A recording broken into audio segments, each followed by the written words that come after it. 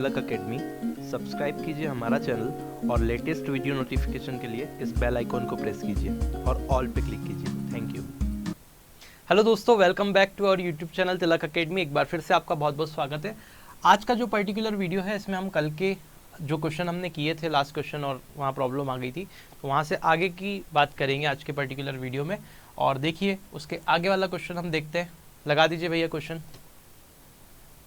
देखिए क्या बोला है क्वेश्चन नंबर 2 आपको, अगर आप ध्यान से पढ़ेंगे उसको, तो उसमें बोला है एक वर्ग का क्षेत्रफल 200 वर्ग मीटर है। एक नया वर्ग इस प्रकार बनाया गया कि उसके विकर्ण की लंबाई पहले वाले वर्ग के विकर्ण की लंबाई की √2 गुना है। तो नए वर्ग का क्षेत्रफल आपको बताना है।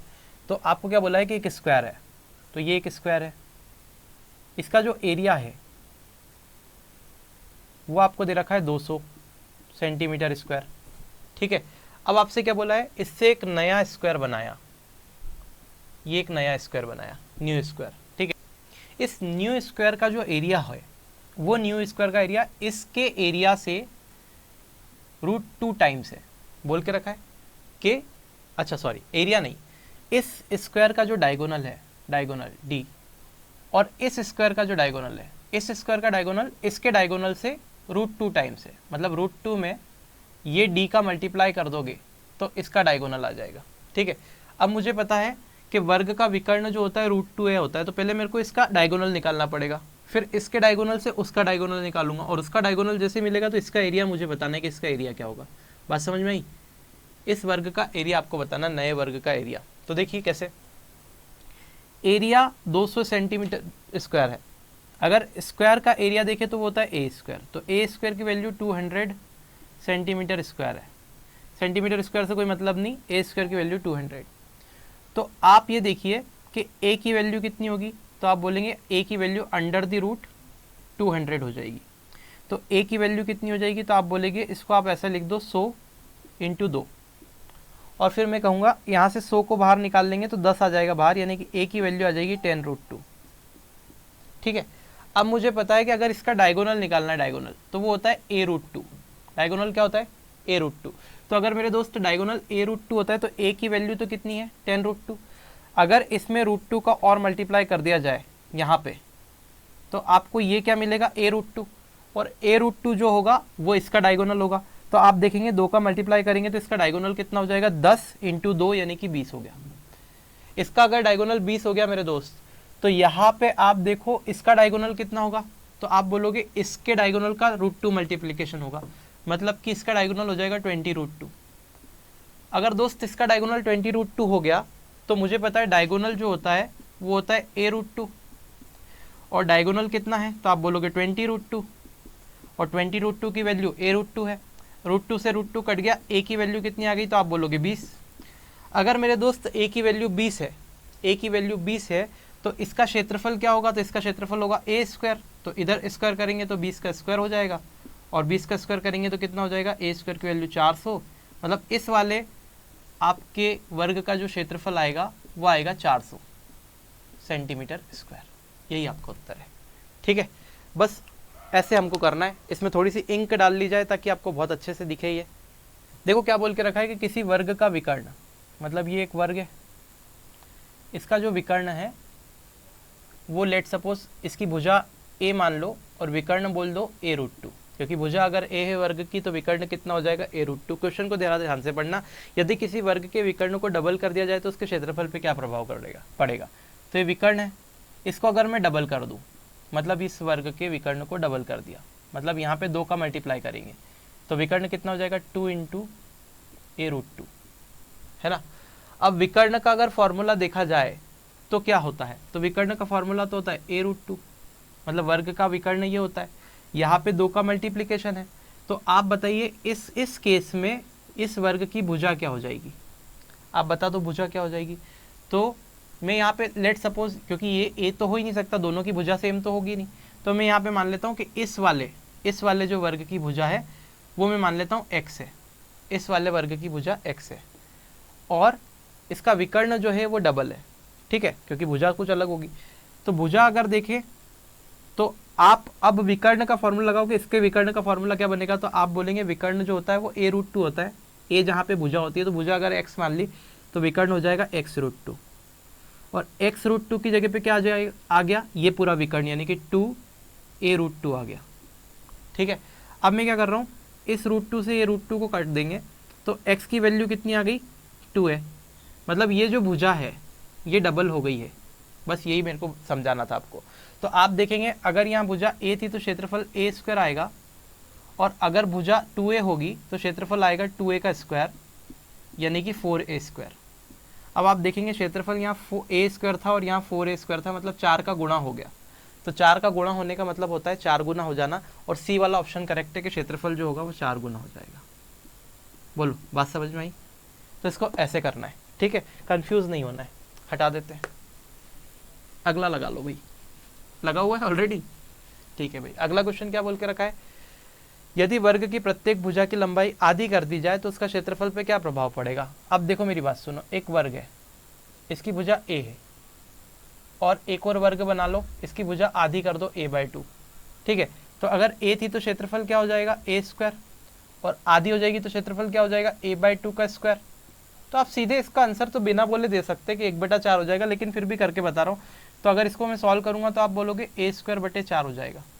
a²/4 को आप लिख सकते हैं 1/4 इंटू a²।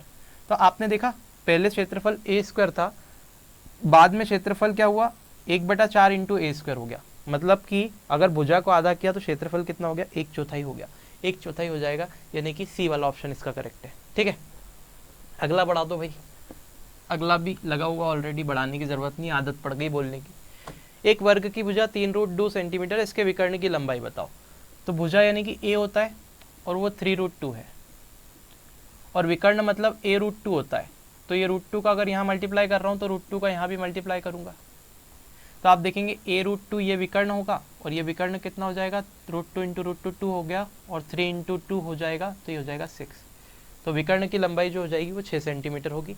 आपका उत्तर 6 आएगा। तो इस तरह के क्वेश्चन आपसे पूछे जाएंगे, लेकिन आपको कंफ्यूज नहीं होना है, सीधे सीधे उड़ाना है। ठीक है, अगला लगा दो, अब लगा दो भाई अगला।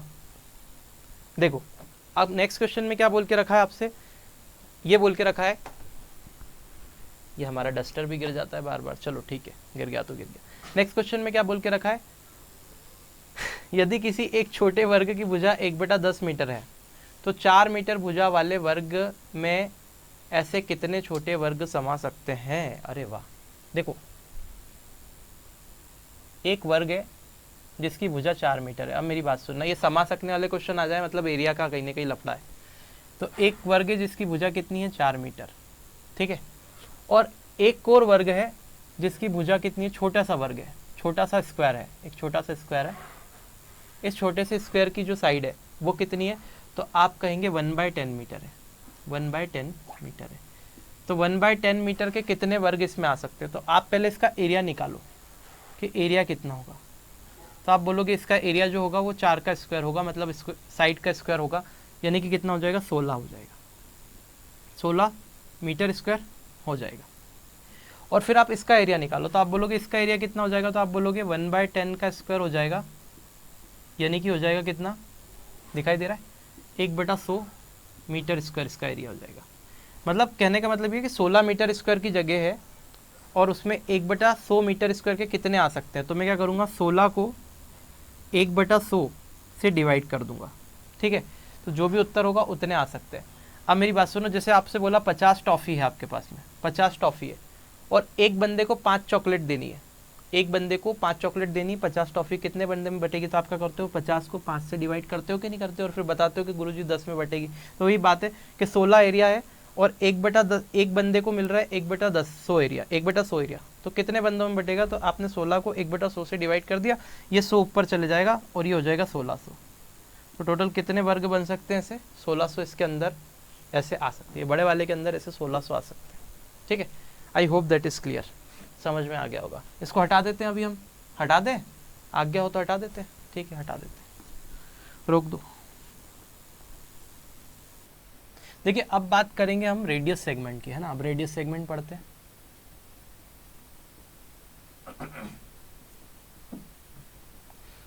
आप बोल सकते हैं इसको त्रिज्या खंड हिंदी में। अब ये क्या होता है जरा ध्यान से देखिएगा। अब एक्चुअल में क्या होता है कि ये सर्कल है, ठीक है, इस सर्कल का ये सेंटर आप सपोज कर लीजिए ओ है। इस सर्कल में से अगर ऐसे एक टुकड़ा मैं निकाल लेता हूँ, जैसे पिज़्ज़ा खाया होगा आपने, पिज़्ज़ा का जो पीस होता है, ठीक है, तो इस टुकड़े को हम बोलते हैं रेडियस सेगमेंट। इस टुकड़े को अगर मैं बाहर निकाल लूँ यहाँ से, तो आपको ये टुकड़ा बाहर आकर कुछ ऐसा दिखाई देगा, यहाँ से हट जाएगा ये और ये बाहर आ गया, ठीक है, और ये बाहर आकर क्या बना, रेडियस सेगमेंट, इसको बोलेंगे रेडियस सेगमेंट। अब इसका एरिया आपसे पूछा जाता है कि इसका एरिया बता दो क्या है, इसका एरिया बता दो क्या होगा, ठीक है, और यहाँ पे एक कोण भी आपको दे दिया जाता है कि ये एंगल जो है वो एंगल बोल दिया, लेट सपोज थीटा है, ये कोण जो है वो थीटा बन रहा है, तो इसका एरिया आपको बताना है, पूछा जाएगा। तो इसको एरिया निकालने का क्या फॉर्मूला होता है, तो मैं यहाँ पे देखूँ एरिया ऑफ रेडियस सेगमेंट। अब मेरी बात को बहुत ध्यान से सुनिएगा, एरिया निकालने का फॉर्मूला तो हम देख लेंगे, पहले थोड़ी सी चीज़ें समझ लेते हैं कि अगर ये एक सर्कल है और यहाँ सेंटर है, तो अगर आप देखें इसको मिला दूँ तो ये इसकी त्रिज्या हो जाएगी r। अगर मैं देखूँ इस पूरे कोण की बात करूँ कि ये पूरा कोण कितना बनता है यहाँ से यहाँ तक, तो ये पूरा कोण सर्कल का जो बनता है ये बनेगा आपका 360 डिग्री, 360 डिग्री, ठीक है, ठीक है। और यहाँ पे आप देखेंगे कितना कोण निकल रहा है, तो थीटा निकल रहा है, तो किस में से निकल रहा है, 360 में से कितना है, तो आप बोलोगे 360 में से थीटा है। जैसे परसेंटेज हम निकाल लेते थे ना, 100 में से कितना है, तो यहाँ पे टोटल एंगल कितना है, 360 डिग्री, तो 360 में से कितना है, तो थीटा है, 360 में से थीटा है। और किसका है, तो पूरे एरिया का। देखो रेडियस सेगमेंट का जो एरिया है वो कितना है, वो एंगल के अकॉर्डिंग देखे तो 360 में से थीटा एंगल आ रहा है, रेडियस सेगमेंट का एरिया में 360 में से थीटा एंगल आ रहा है। किसके एरिया का, तो आप बोलोगे पूरे सर्कल का एरिया का, और पूरे सर्कल का एरिया कितना होता है, तो आप बोलोगे पाई आर स्क्वायर। तो यहाँ पे आपको एक फॉर्मूला बनकर दिखाई देगा जो कि होगा pi r square theta upon 360 degree. तो ये रेडियस सेगमेंट के एरिया का फॉर्मूला होता है।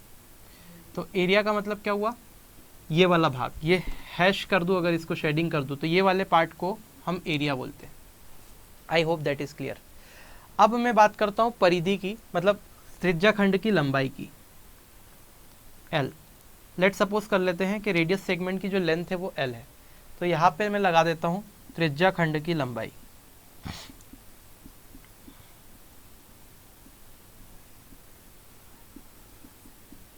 तो त्रिज्या खंड की लंबाई का फॉर्मूला लगा देता हूँ, इसको इंग्लिश में कहा जाएगा लेंथ ऑफ रेडियस सेगमेंट।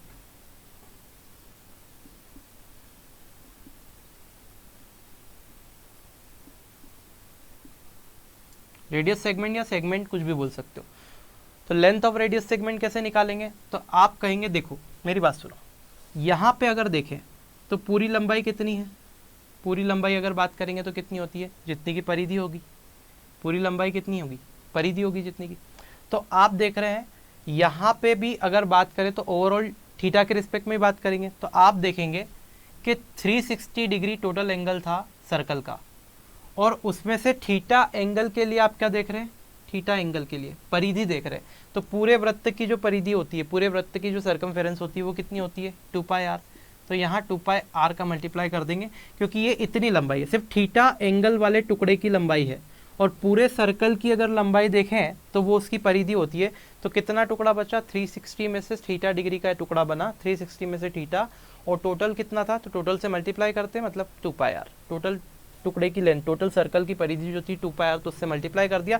यानी कि आपको फॉर्मूला रटने की ज़रूरत नहीं पड़ी, ये 2 से कट गया कितनी बार में, 180 बार में, और आपको यहाँ पे मिल गया पाई आर थीटा अपॉन 180 डिग्री। ठीक है, तो यहाँ पे त्रिज्या खंड की जो लंबाई होगी उसका फॉर्मूला ये बनेगा। तो ये 2 फॉर्मूले बहुत इंपॉर्टेंट है, आपको ये दोनों ही फॉर्मूले याद रखना है, फॉर्मूला नंबर 1 और फॉर्मूला नंबर 2। ठीक है, अब देखिए क्वेश्चन कैसे बनाए जाते हैं इस पे वो देखते हैं। ठीक है, तो यहाँ पे हम पहले क्वेश्चन ले लेते हैं। तो इस बॉक्स में मैं आपको 2 क्वेश्चन करके बताऊंगा, इसके ज़्यादा नहीं। तो पहला क्वेश्चन हम देखते हैं, एक सर्कल आपको गिवन है, ठीक है, और सर्कल में आपको क्या दे रखी है, रेडियस दे रखी है और यहाँ एंगल दे रखा है।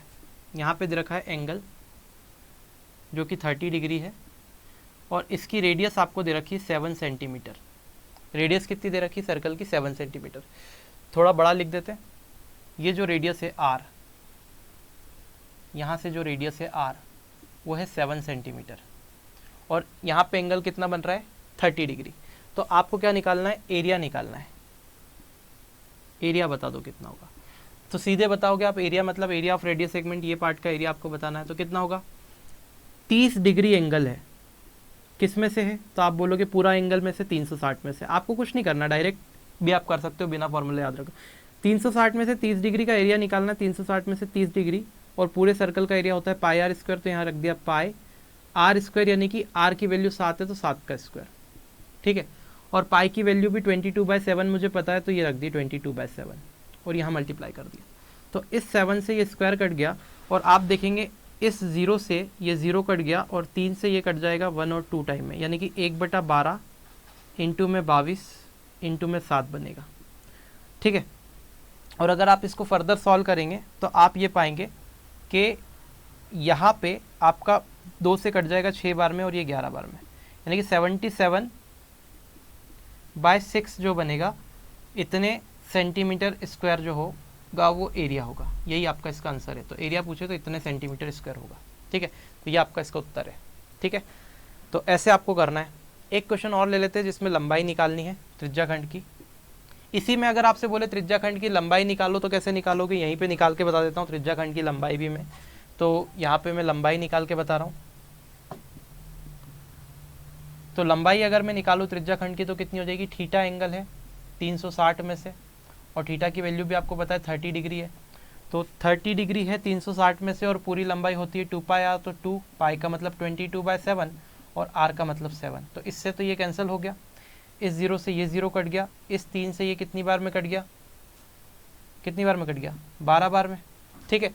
और इस 2 से ये 6 बार में कट गया, फिर 2 से 3 बार में, और 2 से ये 11 बार में कट गया, मतलब कितना आ गया 11/3। तो यहाँ से आ गया 11/3 सेंटीमीटर। ये जो होगी वो लेंथ ऑफ रेडियस सेगमेंट होगी 11/3 सेंटीमीटर। तो आपको ध्यान रखना है, एरिया बोले तो ये और लेंथ बोले तो ये आ जाएगी, ठीक है। एक क्वेश्चन और ले लेते हैं, ये हटा देते हैं।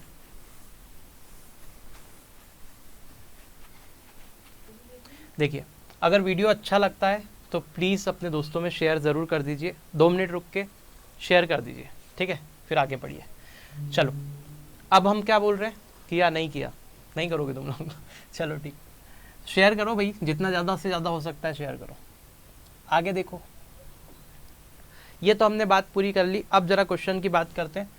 तो एक सर्कल है बना हुआ, और अगर मैं बोलूँ तो ये एंगल आपको गिवन है, ये एंगल आपको दे रखा है 90 डिग्री, ठीक है।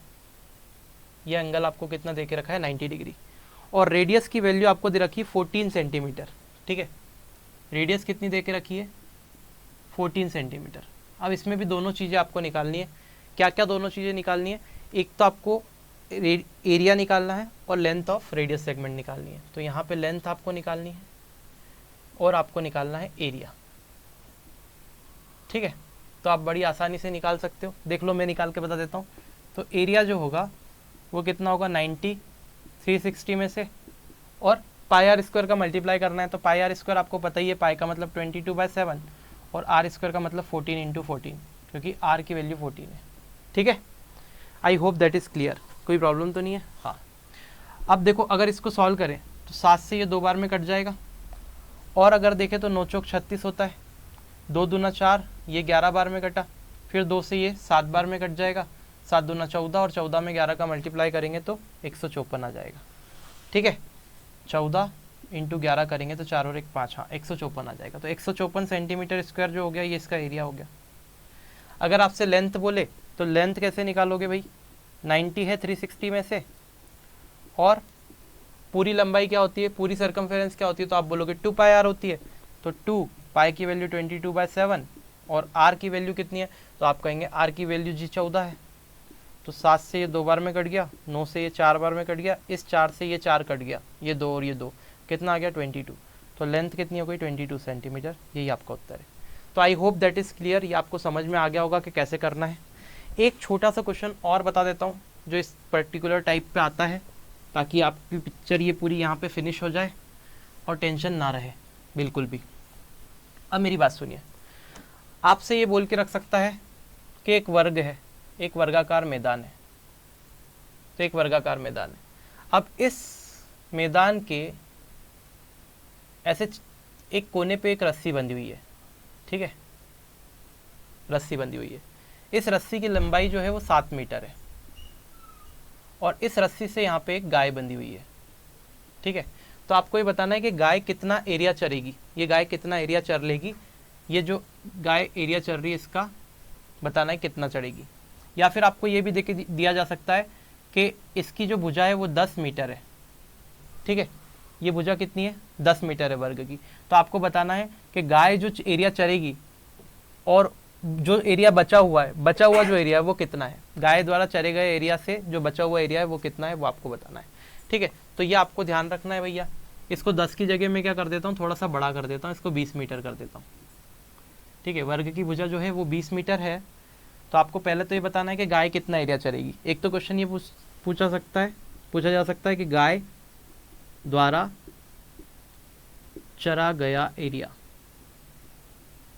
बता दो कितना होगा। या फिर एक क्वेश्चन ऐसा पूछा जा सकता है कि जो एरिया बचा हुआ है, जो एरिया गाय नहीं चढ़ सकती वो बता दो, जो एरिया गाय नहीं चढ़ सकती। तो ऐसे दो तरह से क्वेश्चन पूछा जा सकता है। तो कैसे करेंगे इस टाइप के क्वेश्चन को, तो आप देखेंगे यहाँ पे रेडियस सेगमेंट है। अब ये देखेंगे ये कोण 90 डिग्री होता है, तो आप क्या करेंगे, ये एरिया निकालेंगे। एरिया कैसे निकालेंगे, 90 डिग्री किस में से, 360 में से, और टोटल अगर देखेंगे तो इसकी रेडियस कितनी है 7 मीटर है।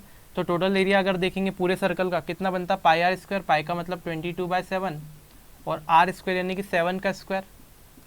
तो आप देखेंगे वापस से 9 चौक 36, इस 7 से ये गया और इस 4 से 2 बार में और ये 11 यानी कि 77/2 बचा। 77/2 मीटर स्क्वायर का एरिया जो है वो गाय चढ़ सकती है। अब कितना एरिया नहीं चढ़ सकती है, तो आप क्या करोगे, टोटल वर्ग का एरिया निकाल लोगे, जिसकी भुजा 20 सेंटीमीटर है। तो पहले वाले का आंसर तो आपका ये आ गया। अब आप देखो वर्ग की भुजा कितनी है, 20 मीटर है, सॉरी 20 सेंटीमीटर नहीं 20 मीटर है। तो इस वर्ग का एरिया कितना होगा, तो आप बोलोगे वर्ग का एरिया जो होगा गुरुजी वो 400 होगा। कॉन्सेप्ट समझ में आ रहा है, क्योंकि 20 का स्क्वायर करेंगे एरिया निकालने के लिए तो कितना हो जाएगा 400। इस 400 एरिया में से ये 400 तो देखोगे आप पूरा एरिया आ गया, इसमें से ये वाला एरिया को क्या करना है, हटाना है, मतलब इस एरिया को हटा देना है। तो इस एरिया को हटा दोगे तो गाय जो नहीं चढ़ सकती वो इतना एरिया बचेगा। तो इसको हटाने का मतलब क्या होता है, माइनस करना। तो यहाँ से आप ये वाला एरिया माइनस कर देना 77/2। तो आप पाएंगे 800 में से 77 को घटा के 2 से खड़का देना, तो ये एरिया जो बचेगा वो गाय नहीं चढ़ सकती। तो आप देखेंगे कितना आ जाएगा, 10 में से 7 गया तो 3 बचा, फिर यहाँ पे बचा 9, 9 में से 7 गया तो 2 बचा, और फिर यहाँ पे बचेगा 7, तो 723 बचेगा और अपॉन में 2 बचेगा। और इसको काटेंगे तो 2 तिया 6 हो जाएगा, 2 छंग 12, 2 एकम 2 और 2 पंच 10, 361.5 मीटर स्क्वायर का एरिया गाय नहीं चढ़ सकती है, ठीक है।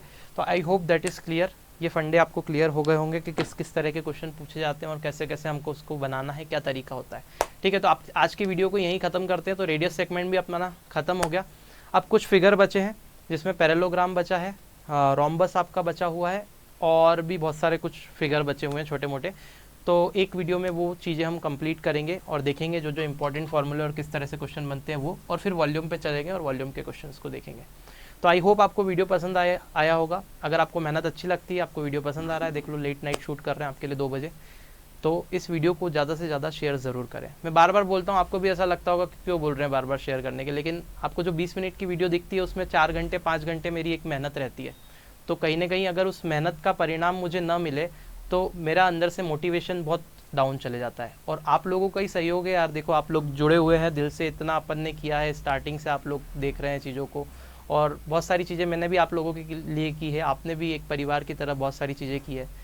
तो थोड़ा और दम लगाते हैं यार, इस चीज़ को आगे ले जाते हैं, बढ़ाते हैं, ठीक है। तो इतनी रिक्वेस्ट है आपसे, ज़्यादा से ज़्यादा शेयर कीजिए, और कुछ अगर गलती वगैरह हो तो कमेंट करके बता देना भाई, तुम लोग बताते ही रहते हो वैसे, ठीक है। चलिए मिलते हैं नेक्स्ट वीडियो में, तब तक के लिए जय हिंद।